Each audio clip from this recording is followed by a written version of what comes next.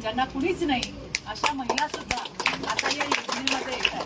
मला तुम्हाला एकच सांगायचं, कुणाला उत्तर द्यायच्या भानगडीत तुम्ही पडू नका. त्याच्यासाठी ही पुरेशी आलं का लक्षात? नाही. तुम्ही फक्त जय माता दी. तुम्ही फक्त घराघरामध्ये जाऊन आपण काय काम केलंय आणि आपण काय काम करणार आहोत याच्या पलीकडे काही बोलू नका.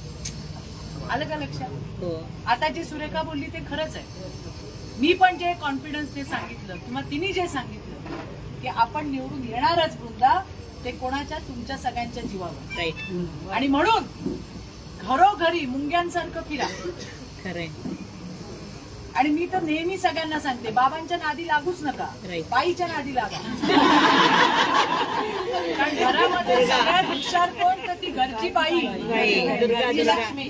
तिलाच बरोबर माहिती असतं आपल्या संसारासाठी चांगलं काय आणि वाईट काय.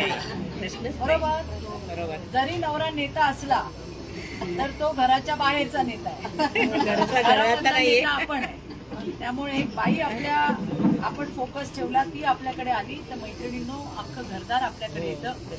आपल्याला कोणाला फसवायची आपली मनीषा नाहीये. आतापर्यंत आपण करत आलो. मोदीजींच्या जितक्या योजना आहेत त्याच्यातल्या 35% योजना फक्त महिलांसाठी आहेत. आपला देवाभाऊ आपल्याकडे असा आहे की ज्याने आपल्यासाठी कित्येक योजना केल्या. त्या आता भाषणांमध्ये आपण बोलूच. पण मला तुम्हाला हेच सांगायचं, कोणाला उत्तर द्यायच्या भानगडीत तुम्ही पडू नका.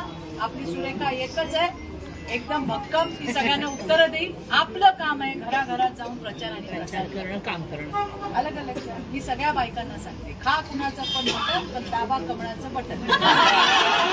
लक्षात आलं का? खायचंच नाही, खायचं नाही. अरे बाबा, पार्ट्या चालू होतात. नवरे आपल्याला सांगतात आज स्वयंपाक करू नको, म्हणजे समजून जायचं आज पार्टी आहे. आल्यावर त्याला कानामध्ये सांगायचं कोणाचं पण मटण खा बाबा, पण दाब कमळाचंच बटन.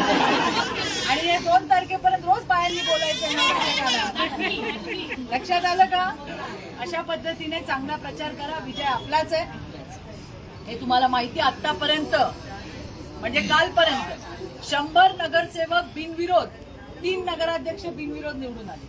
हे काय आहे? जनतेचा विश्वास आणि प्रेम. चांगलं. त्यांना माहिती आहे की जर आपल्या शहराचा विकास कोण करू शकेल त्याचं नाव भारतीय जनता पार्टी आहे. त्यामुळे मनात कुठलाही पण किंतु परंतु न ठेवता आपल्या देवाभाऊने केलेलं